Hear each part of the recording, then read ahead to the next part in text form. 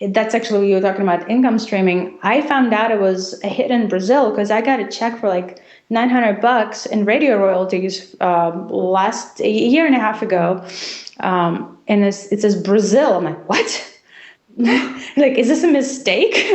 And then Nick got his check because we split it in half, and then we got another check for several more $100 the next quarter. I'm like, oh my God. Welcome to the Female Entrepreneur Musician Podcast with Bree Noble. Bree is a musician, entrepreneur, speaker, and founder of Women of Substance Music Radio and Podcast. Bree's interviews with successful female musicians and industry pros are both inspirational and informational. She also answers your questions about the music business. Bree is on a mission to help you create great music, connect with your fans, and grow your business, and to truly become a female entrepreneur musician. Welcome to Female Entrepreneur Musician. My name is Bree Noble, and I have made it my mission to help female independent artists master the business side of their music careers. To that end, we have a great interview coming up from an artist named Marina V that I've been watching for quite a while. And I've just seen her be so innovative in her career, move so confidently through everything that she does, and just really make a name for herself in the business as an independent. I think you're going to learn so much from her successes and even the struggles that she's been through that have kind of brought her to a new place in her career that's even more secure than it was before. So stay tuned for that. First, I just wanted to mention that last Friday, our episode comes out on every Friday, and last Friday, I had a very nail-biting Friday because for some reason, iTunes was not updating our episodes in the store.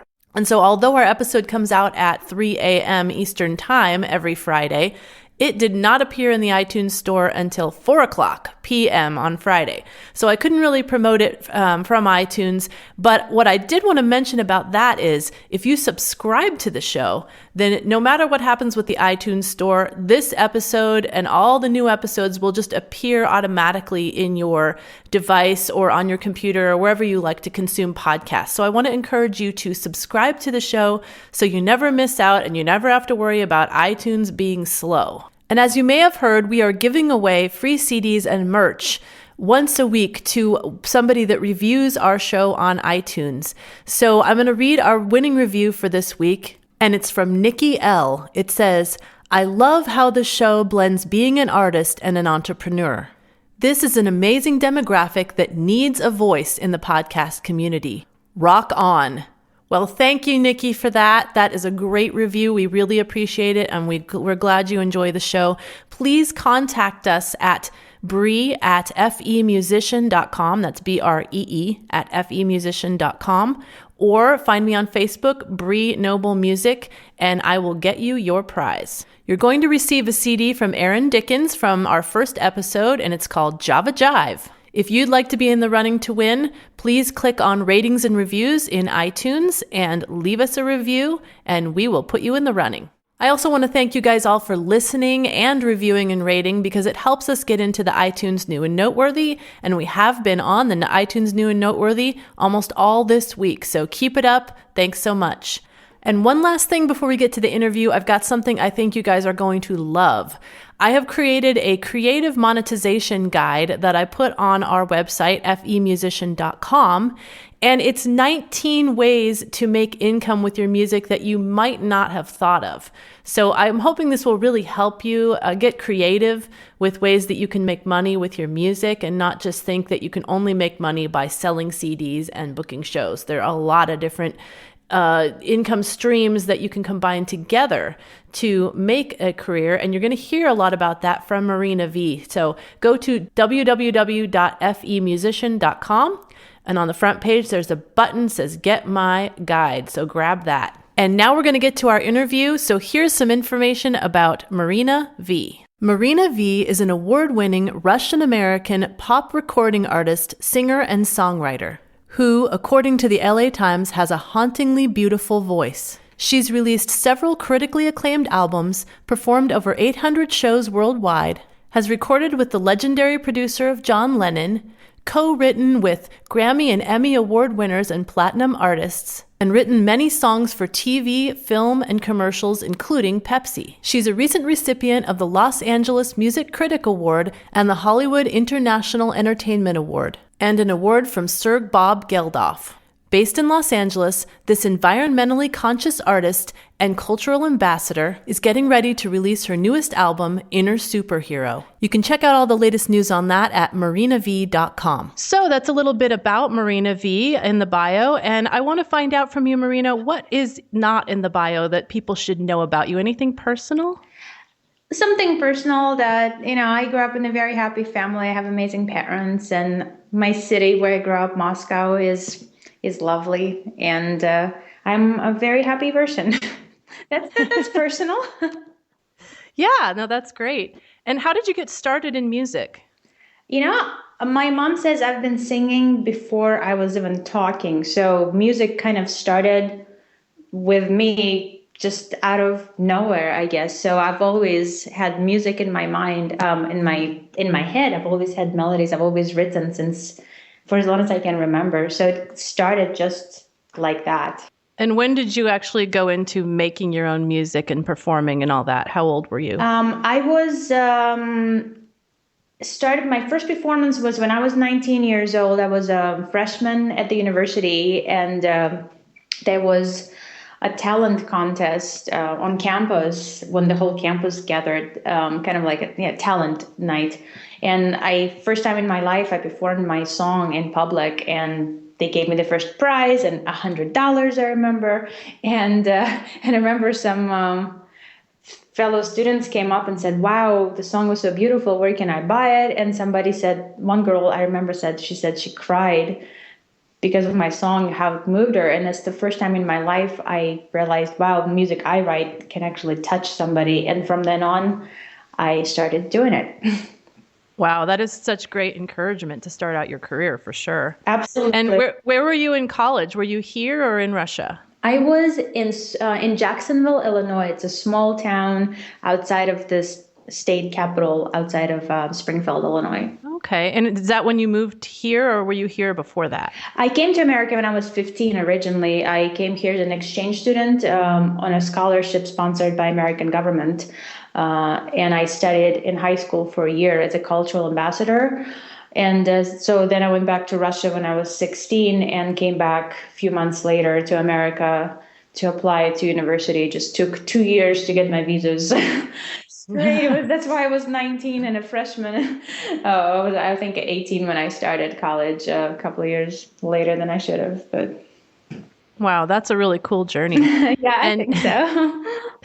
So do you consider yourself now a full-time musician, a part-time musician? And do you have all your income from music, or do you have kind of some side projects or side jobs? We have a lot of people listening to this show that want to make money with their music, and a lot of them want to have a full-time career. So they're really curious about how you're doing it. For me, I do music absolutely full-time. I have never had a side job ever since I graduated from college. I worked on campus while I was in college, but since then I have not. I've been making money solely from music, and it is as wonderful as it is difficult, because there's some months when the income is very small, but then some months when I do really well, and I just have to be very, responsible and keep it all spread out. So during difficult months, I can survive. Wow, that's really encouraging. And how many years have you been doing that full time? 10 years. Oh my goodness. Wow. See, guys, it can be done. Some people wonder if it can be done. And I love getting people on here that are full-time musicians for a long time to prove that it can be done. And you're so creative with what you do. So we'll get into that later about how you make it happen. But I was curious, what percentage of your fans are from Russia, and what percentage from here, and how often you go back there to tour? Most of my fans are English speaking, and I tour in Europe, and I go to Russia quite a lot. I go there at least twice a year, and I play there twice a year. But majority of my fans are English speaking and are American. Even, here at shows, when I perform in America, I usually have a handful of Russians show up at every show, but majority are Americans. I noticed you do some of your songs in Russian, which I think is cool. And That's, I think, something that makes you unique. And I always want to talk to people about what makes you unique, because I see so many artists all the time and they don't have a way to make themselves stand out. And you definitely do. And I'd love to hear what you think makes you unique. It's very, very hard to be objective when it comes to your own self, right? But definitely because I am from Russia and because I sing in both languages and because my journey is a little bit different than a typical American singer-songwriter, for example, it does make me stand out, and I have been able to work it to my advantage most of the times. So we have a lot of musicians that are maybe struggling to get their career going on here, and they would love to hear from you, maybe a time that you feel like you failed or you got frustrated in your career, you almost gave up, and how you overcame that. Well, there are actually a lot of those moments, because anybody who is an artist, unless even platinum selling artists, they face tremendous challenges, often perhaps not as, paying the bills, but other challenges, and it's constantly, at times, it is frustrating often.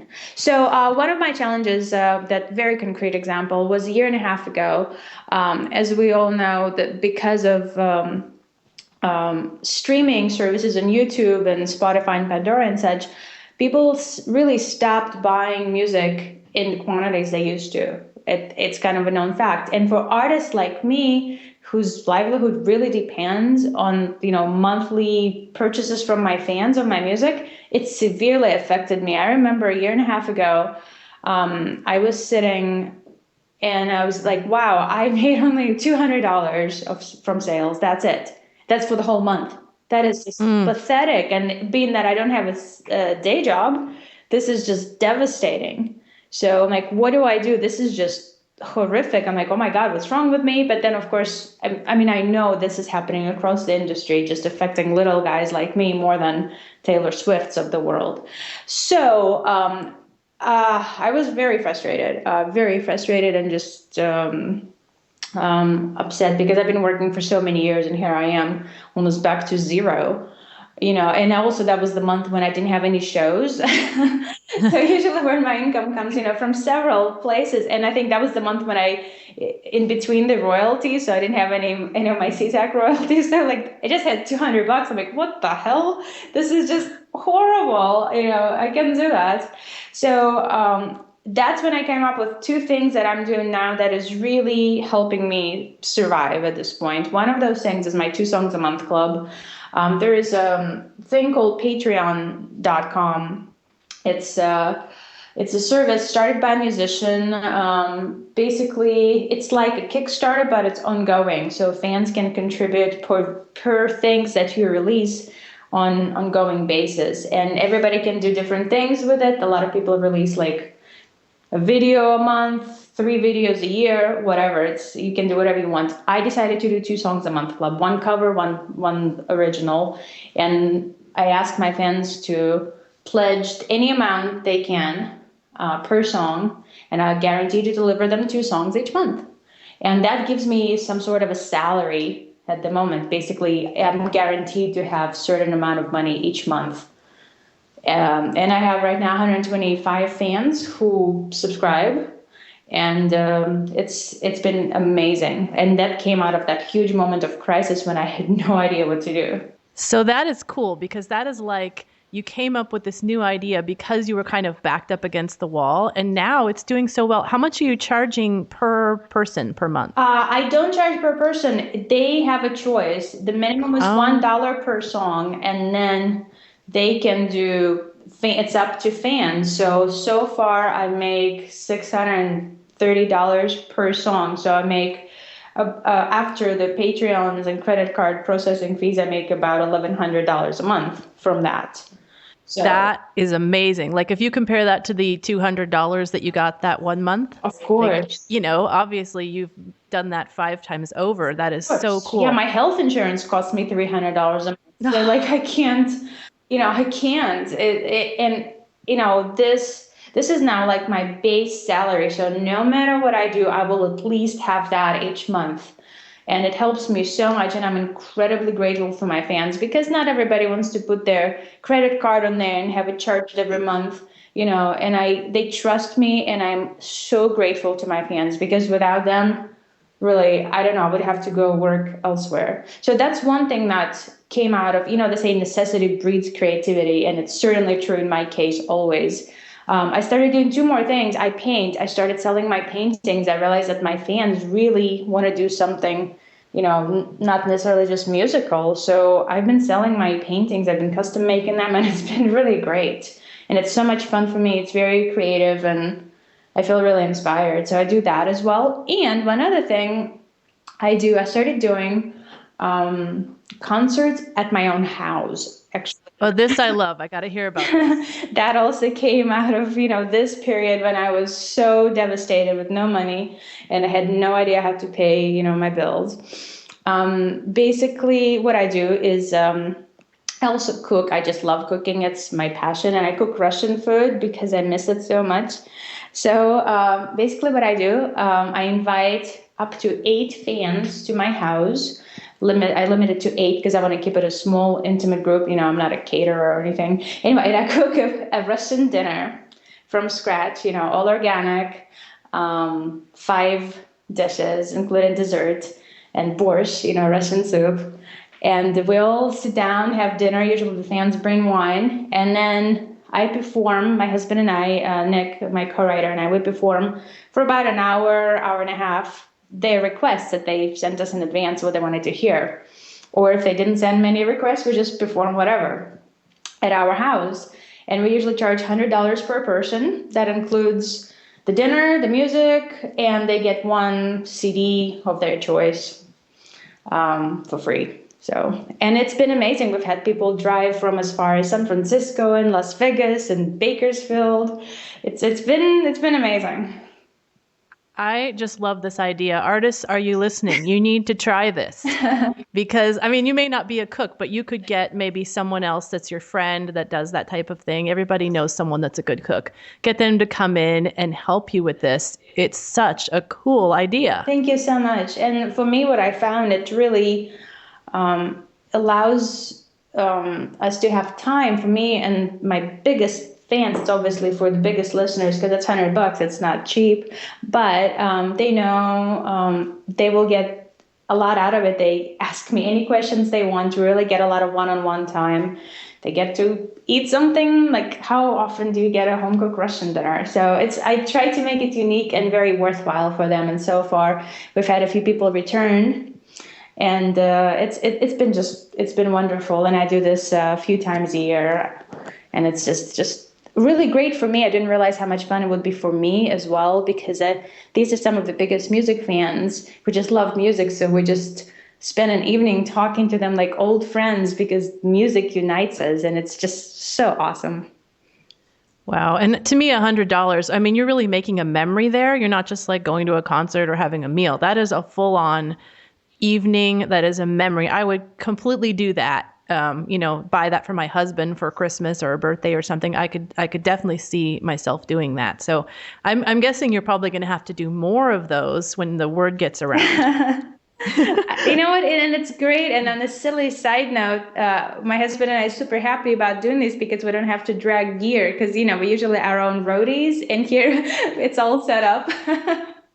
That is such a good point. Do you play keyboard? Yep, I play piano and my husband. I play keyboard, and I know what it is to drag a gigantic 88-key keyboard everywhere. Of course, and it's not just the keyboard; it's a stand and the piano stool and hooking up the pedal, and then the PA and the speakers and this and that, and it becomes just I love performing, but certainly every time it's a lot of work. So we just love these as well for this reason because it's just easy for us logistically.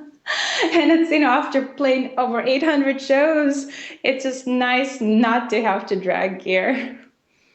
Right. Well, if you ever end up near Yosemite, I've already got gear, so you can come to my house and do this. I'll invite 6 friends, and it would be awesome. You know what? We actually do these things in other people's homes, so perhaps you and I should really talk. It sounds very cool. Because we'll be on tour this summer, and we will be near your area for sure. Plus, I love Yosemite, and that might be a good excuse to go there as well. It could be. Okay, anyone listening, she's going to be on tour. So we'll talk about at the end how you guys can contact her.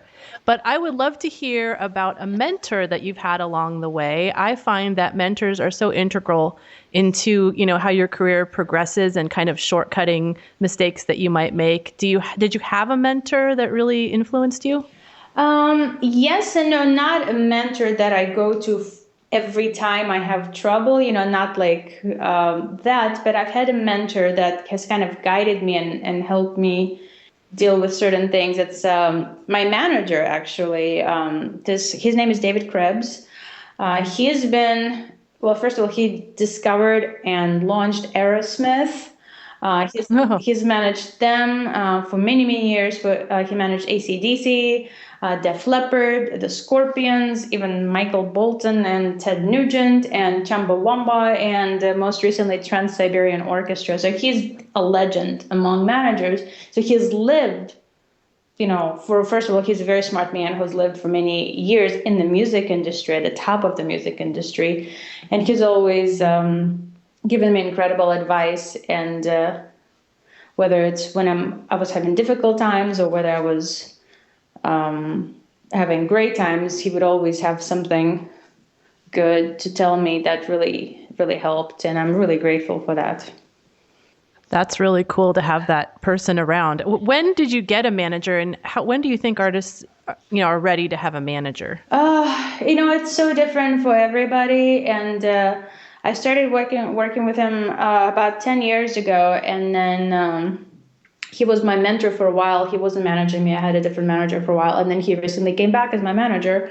But I don't know. This is having a manager, I do think it's almost like finding, a boyfriend in a way. but because it's such a close relationship when you work with somebody and you trust your whole career to somebody, you really don't want just anybody as a manager. And I have had a couple of other managers I tried working with that was just an absolute disaster and just actually frightening. So I've been burned. So I've been lucky and unlucky at the same time. I've kind of seen it all, and I've seen other artists totally being devastated by certain managers. So you've got to find somebody you really trust, because there are all kinds of people out there that claim to know things, and it's just scary. So that is very true. It's so real. It's really hard to know people, really, but you can at least do your homework and take the advice of people that that have worked with the person. Oh, absolutely. And maybe the only advice I could give is that's actually what saved me with the two horrible managers I was mentioning. I started working with them on trial basis, like, hey, let's get to know each other. Let's work for a few weeks together and see how it goes before signing any papers, before committing 100%. Because it is kind of like a dating period. Because you may talk to somebody, have coffee with somebody, have dinner with somebody, they're on their best behavior, they're great. And then once you really work with somebody closely, only then you really get to know that person quite well and see how they work and how they are. So I think the trial basis without signing any documents or committing, just like dating, before you get engaged or married. So what has been the most mind-blowing experience that you've had? Like maybe the biggest concert that you've done, or just, one of those experiences where you're like, I cannot believe I am actually doing this. Oh, you know what? I am, as the older I get, the more grateful I become of things, because I think when you're super young, you might not appreciate things as much. But I look back at a lot of things I've done, like, wow, I cannot believe this happened to me. Or a couple of weeks ago, I met BJ Thomas. I don't know if you know who he is.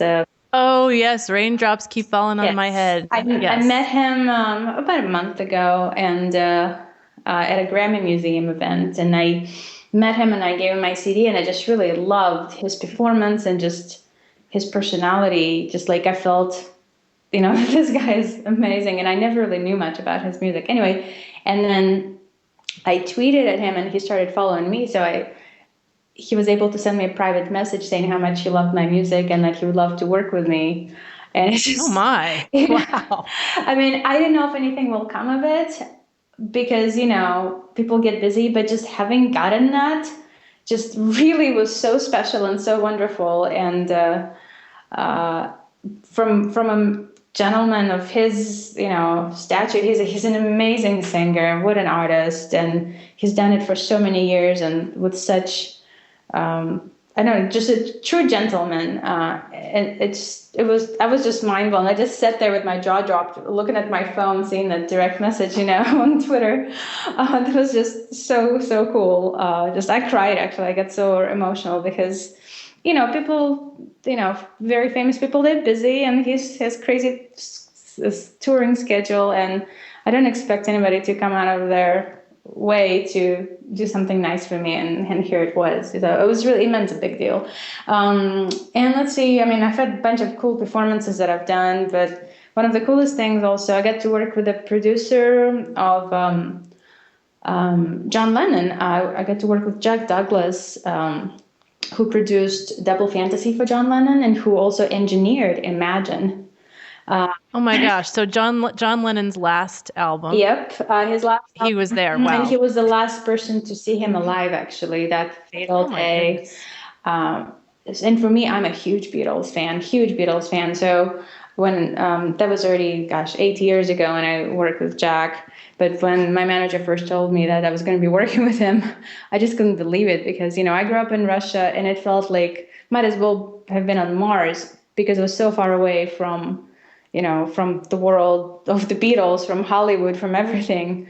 And here I am, working with the producer of John Lennon. I could not believe it. Because wow, that is so cool. Because, I grew up not just in Russia. I grew up in the very, very end of Soviet Union when things were just incredibly difficult. And in Russia, all we thought in the 90s was how to survive. I was a kid and my dad had to work 3 jobs, even though he's a nuclear physicist. Here it means money. There it meant nothing. So we were just struggling to survive and never even thought of, dreaming, because you really just got to figure out how to eat. So, and then here I am now, living in LA and working with Jack Douglas. I just could not believe it. It was just, and still can't. It's really amazing. And I'm so grateful for all these really cool things. That is definitely mind-blowing for sure. I would love to hear kind of a breakdown of your streams of income. Since you are a full-time artist, I would love to hear, kind of how your money comes in every month. I know you're doing shows and, you've got these special, initiatives that you've been talking about, but I'm assuming you're also getting some licensing money, some royalties. I'd just love to get a picture of that. Yeah. Well, the royalties, they come quarterly. I'm with CSAC and my husband is with ASCAP. So we get slightly different schedules for when we get our royalties. Then, of course, the Patreon money, my 2 Songs a Month Club, that's been just a lifesaver. Of course, concerts. I sell, obviously, merchandise, T-shirts, and I still sell physical CDs. Some people buy them, and I personalize each and every one, and I make sure they buy it from my website, so I can personally sign it for them. It makes it so special, especially now when so few people buy physical product. I try to make it worthwhile for them to have it, to buy it. Do you find that people still buy physical CDs at concerts? Because that was kind of my experience, but, I haven't been performing a lot for the past 4 years. But when I was doing it, when you were in front of them, they wanted to take the music home. Yes, for sure. They still buy, but they buy less. So, for example, before, if I would perform, one person would buy, I have several CDs, so they would buy 4 CDs from me. Now they will buy 1, So, but they still buy because it is a souvenir. It is a piece of, it's a memory, And I do that too. When I go to a concert, I buy something from an artist. I buy usually a T-shirt or whatever, because it's a memory of that night. So, and I see people do that, and it's very cool. That's a good point. How much do you sell in merch? What kind of items do you offer? I sell, T-shirts, and I sell really cute girls' tank tops. I also sell posters. On my website, actually at my shows, they're free, but on my website, they're $7 because it's just a pain to mail them.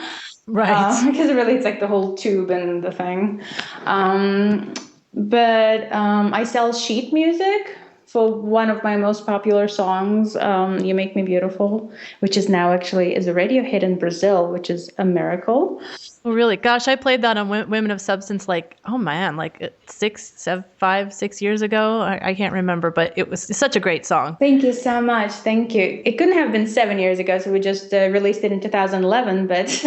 Oh, was it really? Gosh. I know, but anyway, I'm so Seems like I've known you for so long. I know, you and I have known each other for a very long time. But yeah, so anyway, that song is, that's actually what you were talking about income streaming. I found out it was a hit in Brazil because I got a check for like $900 in radio royalties a year and a half ago.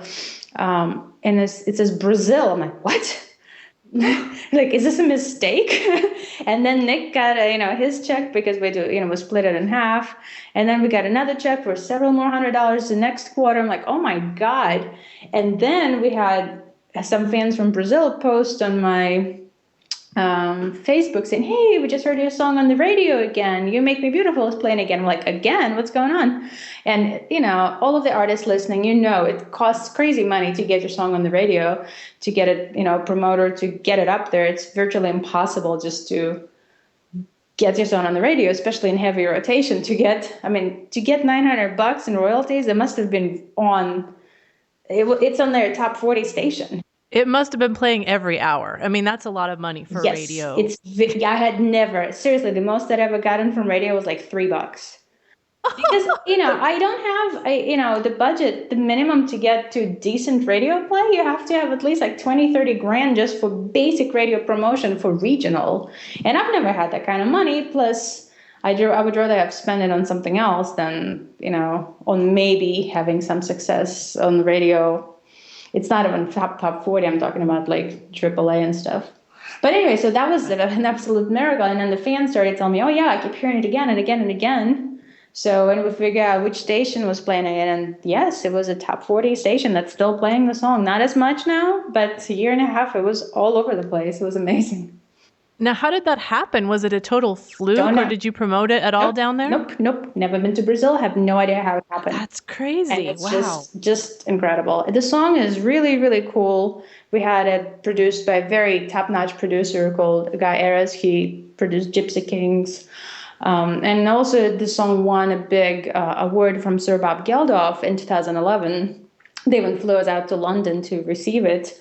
To receive the award and to perform the song. But outside of that, it was on a TV show called The Good Wife, but it was kind of in the background, so it wasn't like a montage or anything. So I have no idea. I have no idea how that Brazilian radio got it, but I'm so grateful to them because... Wow. Mm-hmm, and that's why I thought it was a mistake at first. Like, it cannot be. I wanted to talk to you about your experience making your tour documentary that I just saw on the little news feed on your website. Yes. So now what is it? March? So last summer, 2014, Nick and I did a 7-week tour across the United States, almost 12,000 miles, 25 states we drove through, performed 25 shows. Shows were most organized by fans and sponsored by fans, and we got a sponsorship from Toyota because we were doing the touring in our little Prius. We packed up all of our gear. Priuses, they're pretty amazing because a lot of stuff fits into them. For a small car that it is, it's incredible. So we always tour in our Prius. So we have our little PA system, including a monitor, and my piano, Nick's guitar, our merchandise, and our clothes, of course, and a cooler with food. Yeah, we're like crazy traveling gypsies, but it worked. And we did 7 week. We left from home from LA, drove all the way up the coast to Seattle, across the country, up and down the East Coast and back. And wow. And we documented every stop. We stopped by national parks, some cool landmarks, historical landmarks. We met some people, and we documented all these things. So it's kind of like, it's not even, they're like little clips of me performing, but mainly it's kind of behind the scenes and our traveling and seeing, so people can get really to see the country and the landscapes and restaurants we've gone to. Like we've gone to the City Tavern in Philadelphia where the founding fathers used to hang out, stuff like that. We've done some really cool things. And it's That's all in the awesome. documentary. So we just finished making it. We just sold the first 100 numbered copies that I made. I made 100 copies that were like limited edition. We just sold out of those a couple of days ago, but we're going to be selling more, and I'm going to be submitting it to festivals. I've never done anything like this. We'll see. It turned out really great. We hired a real editor to edit it. And it looks really amazing. And we used all of my music instrumental versions as score. And it sounds really, really cool. I'm so proud of it.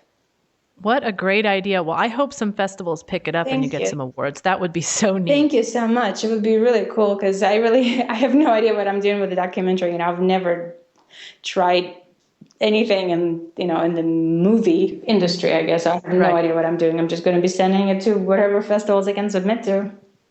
Why not? Yeah. You never know. You never know. Plus, it's already fun for us to have it out. It's really fun for the fans. And so I'm really, really excited and very proud.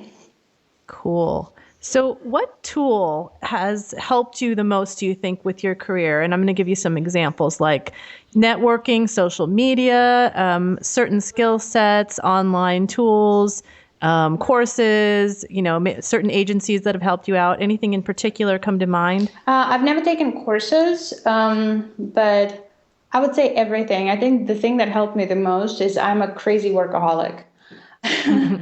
I work from morning till night, and I love it. I love it. I love communicating with fans. I love getting my music out there. I love touring. I love promoting my shows. I mean, I don't love promoting my shows, but I love when people show up. So I enjoy doing everything. So I think that's what helped me the most, because I work a lot and I'm not afraid to try things, maybe because I came from very crazy, but not crazy, just unusual background in Russia. Really, things were hard, and now I'm not afraid of anything because things were just kind of crazy already for me as a kid. So now I'm like, I'll try it. If it doesn't work, so what? I'll try again. That makes complete sense. When you've been in a certain situation where you don't feel like you can't see your way out of it, then now that you're in a situation you're a little bit more comfortable, it's like, well, what's the worst that can happen? I could be back in Russia and my dad could be working 3 jobs and we'd be looking for some food to eat, Yeah. Like you've already been there. So it's kind of cool to have that perspective. Exactly. And I think, and I'm very grateful for all, the difficulties. I mean, I wasn't starving always as a kid, but we had difficult times. And I'm really grateful for that because it made me appreciate everything I have now, and I think it makes a difference if you're grateful for the little things, because it's so easy to concentrate like, oh no, I've never sold 100,000 CDs. Oh, what a bad artist I am. Because it's very easy to think that, but hey, I sold 100 DVDs within the last 2 weeks. I'm happy about that. Oh, and you so should be. I mean, it's so hard. We compare ourselves to these major artists, and you don't see all the people around you that are looking up to you, comparing themselves to you, going, wow, I wish I could sell 100 DVDs. Yeah, I mean, it's a matter of perspective, and it is very easy to compare yourself to the most successful one and feel really terrible about yourself. And I sometimes do it, and I just kind of smack myself, not physically, but mentally. It's like, hey, you know better than to do that. Just be grateful for the things you have. Sometimes you need to give yourself a little reminder, because I think it's in our human nature to always want more. But I think it's crazily important to remind ourselves that and be grateful for things we do already have, because otherwise you can never be happy. If you always look for something more, you can never just take a step back and enjoy what you have. And if you don't enjoy what you have now, then what's the point of living? That is so true. Well, we are almost running out of time, but I do want to ask you, do you have a book that has helped you either on the business side or the creative side or the maybe self-improvement side that you could recommend to our listeners? I haven't read a book in a really long time on the music business, but when I started out, I read Don Passman's The Business of Music, or whatever it's called. It's a lawyer named Don Passman. But the thing is, these days, you don't really need a book, because so many resources are online, just like You can, the gazillion of articles. Although I guess I should plug the book that I helped contribute to. Last year, a book came out called, oh my God, I'm forgetting the name of the book. Sorry, TC Helicon released. It's basically a book for singers. I'm looking at it right now. Hold on. It's called The Ultimate Guide to Singing, Gigs, Sound, Money, and Health. And a bunch of artists like me and a lot more famous ones have contributed to it. And they're basically little short stories and tips on how to do certain things. And again, it's from how to get gigs to how to manage money, how to make money, how to do this and that. And it's basically all-inclusive book. That is a pretty cool book. And it's not very expensive. It's called The Ultimate Guide to Singing.